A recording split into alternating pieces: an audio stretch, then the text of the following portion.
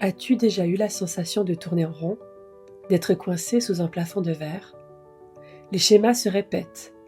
Tu revis les mêmes expériences, bien que tu travailles sur toi avec toute la bonne volonté. Et si tu arrêtais tout cela? Si tu cessais la quête? Si tu arrêtais de vouloir te changer et t'améliorer? Je suis Nathalie. Dans Théos Podcast, je te parle du divin au cœur du quotidien. Je t'invite à revenir à une spiritualité simple, ordinaire et incarnée. Je ne te guide pas à rencontrer Dieu, mais je t'accompagne pour lever les voiles, pour te rendre compte que Dieu, que tout, que le divin est déjà là, en toi et en tout ce qui est, ici et maintenant. L'expérience de l'incarnation est soumise à la Maya, ce voile qui nous fait croire que ce monde est réel, que nous sommes limités, séparés et différents de Dieu et des uns et des autres. Dans les expériences mystiques qu'il m'a été donné de vivre, j'ai saisi que nous sommes dans un rêve. Certes, mais cela signifie aussi et surtout qu'il n'est pas nécessaire de se concentrer sur l'illusion, car ce que tu nourris, tu accrois. Si tu portes ton attention sur le fait que nous sommes dans des matrices, tu nourris la matrice. Si tu souhaites sortir de la matrice, tu génères la croyance qu'il y a des matrices. Et si tu nourrissais la croyance et l'expérience que tu vis le royaume de Dieu? Dieu, ce n'est pas une croyance, ni un dogme, ni un concept abstrait. C'est une expérience innommable. C'est un principe d'amour et d'unité. Et je suis sûre que tu as déjà fait l'expérience de Dieu, du divin, dans ta vie, peut-être même sans t'en rendre compte. Le royaume de Dieu est au-dedans de toi, en tout ce qui est, en chaque être, et même en chaque objet qui semble inanimé. Le royaume de Dieu se vit aussi sur terre, au cœur de la matrice, au cœur du rêve. C'est dans l'incarnation que l'on réalise le soi, c'est-à-dire que l'on se rappelle notre nature véritable. Par l'incarnation, incarné, par la chair, tu te rappelles le divin, sans s'identifier à cela, sans s'identifier au corps, sans s'identifier à tes histoires, sans s'identifier au personnage, ni même à ton identité, et sans chercher à fuir le monde. Je te partage ce qui m'a fondamentalement aidé sur mon chemin spirituel, mais aussi pour ma vie en général. Me foutre la paix, comme le suggère si bien Fabrice Médal.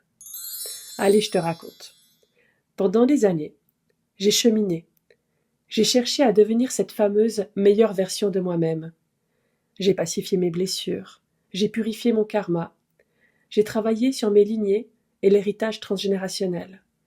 J'ai médité, j'ai fait des régressions dans les vies antérieures en état de transe. J'ai cherché à atteindre l'éveil ou l'illumination. J'avais la sensation de tourner en rond. J'étais épuisée. Je voyais chaque situation qui se présentait sur mon chemin comme une nouvelle substance à pacifier, encore et encore, inlassablement. Et puis j'en avais marre de tous ces discours dans le milieu de la spiritualité. Je peux le dire, j'ai fait une sorte de burn-out spirituel. Et puis un jour, je me suis rendu compte que l'ego déplaçait la ligne d'arrivée. J'ai reçu la guidance de Yeshua que l'ego alimente sans cesse les blessures. Et il m'a montré la roue d'un moulin. Cela signifie que l'ego crée de nouvelles blessures. L'ego crée de nouvelles mémoires. Sortir de la roue du samsara, c'est alors arrêter de croire en cette roue infernale. L'ego ne veut pas perdre le pouvoir, alors il s'est adapté au milieu spirituel. Il est devenu encore plus affiné et sournois. On pense que c'est l'éveil. Or, c'est souvent l'ego qui nous maintient sous un plafond de verre.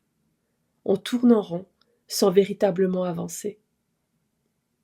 Et comme nous le disent les sages, tu peux détricoter maille après maille du tricot, du filet, c'est-à-dire pacifier mémoire après mémoire, blessure après blessure.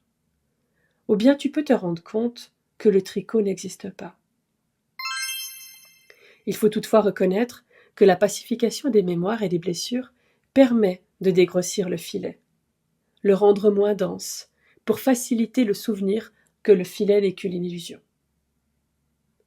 J'ai envie de te dire aussi qu'il n'y a pas de course sur le chemin du retour à la maison. Pour certains, oui, c'est plus facile, c'est plus rapide, certes, mais le temps n'existe pas. Il semble exister uniquement pour servir la guérison. Et nous sommes tous égaux sur le chemin du retour à la maison.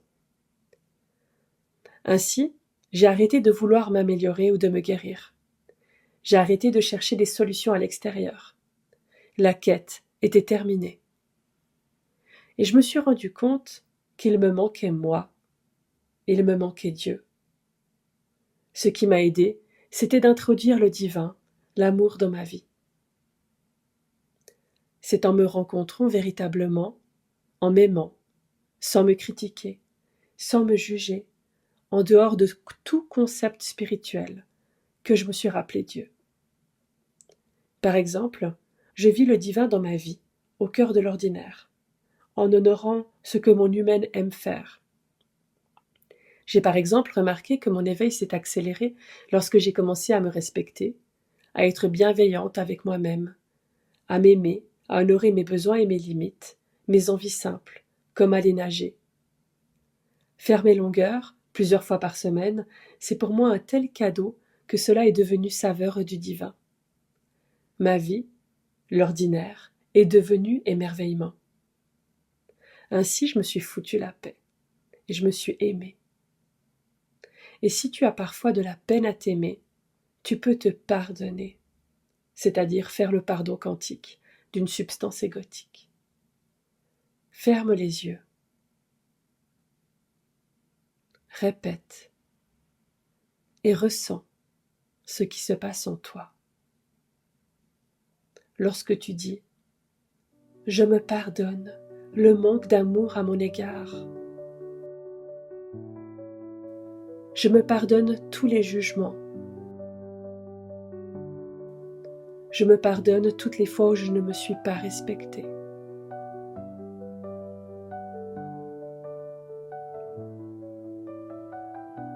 Car ce sont des schémas de l'ego.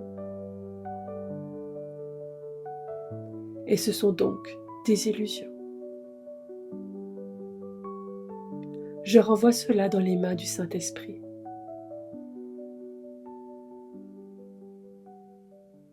Ainsi, tu laisses le divin changer ton esprit qui était soumis à l'ego pour le calquer sur celui du soi.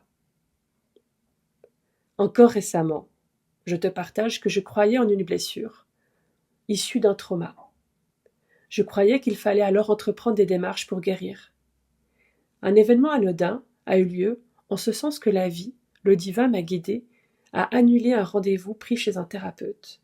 Parce que si je croyais que je devais guérir un espace en moi, c'est que je croyais qu'il y avait quelque chose de blessé. Je nourrissais la blessure en nourrissant la croyance en la blessure. Or, dans le courant de la non-dualité, il n'y a pas de blessure. Rien d'irréel n'existe, nous le dit Yeshua dans le courant miracle.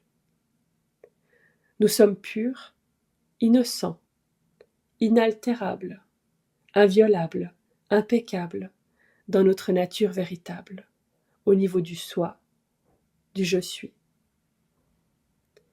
Il nous importe alors de guérir la croyance en la blessure. Le problème, ce n'était pas le problème. Le problème, c'était la croyance qu'il y avait un problème. Attention, cela ne veut pas dire qu'il faille arrêter de consulter des thérapeutes, des chamans ou de faire des soins, de mettre en lumière des espaces égotiques et blessés. Car je témoigne que grâce à des thérapeutes, j'ai fondamentalement avancé sur mon chemin de retour à Dieu. J'accompagne moi-même les êtres sur leur chemin de guérison et d'éveil. Ainsi, ce qui est déterminant, c'est depuis quel espace tu agis. Tu agis depuis la pensée soumise à l'ego si tu cherches à t'améliorer, à combler, à faire, à performer. Mais il est bien sûr possible de prendre rendez-vous pour un soin, de s'inscrire à un atelier ou à une retraite, ou de faire n'importe quelle action dans ta vie depuis un élan du cœur. Et ce n'est pas calculé. Parfois même, il n'y a pas de raison particulière, juste parce que tu en as envie. On fait donc une distinction entre une envie issue d'un élan spontané, c'est le cœur qui parle, ou une démarche issue d'un manque, d'une peur, d'une manœuvre de l'ego. Ainsi, ce qui compte, ce n'est pas ce que tu fais, mais depuis quel espace tu le fais. Et cela vaut non seulement pour le chemin spirituel, mais aussi pour tout ce que tu fais dans ta vie. Depuis quel espace prends-tu une décision? Depuis quel espace agis-tu? Depuis quel espace parles-tu? Depuis quel espace penses-tu? Souvent, c'est le cœur qui parle. Et là, il n'y a pas de raison, parce que la raison est de l'ordre de l'ego. Je suis une chercheuse spirituelle, c'est évident, et peut-être que toi aussi. Mais attention, qui cherche? Qui veut avoir les réponses? Pour cela aussi, ce qui compte, ce n'est pas ce que l'on fait, mais depuis quel espace on le fait, depuis quel espace on cherche. Et parfois, il est nécessaire d'accepter de ne pas se voir, ce qui est incompréhensible pour le mental, et de s'agenouiller avec humilité face au grand mystère. Je te rappelle ces phrases qui m'ont aidé, qui m'ont permis de me rendre compte que tout était déjà là, que le royaume de Dieu était en moi. Je n'ai rien à faire. Je n'ai rien à réussir. Je n'ai rien à performer. Je n'ai rien à solutionner. Je n'ai rien à modifier. Je n'ai rien à guérir. Je n'ai rien à mériter. Je n'ai rien à prouver. Je n'ai personne à devenir. Je n'ai personne à changer. Je n'ai personne à sauver.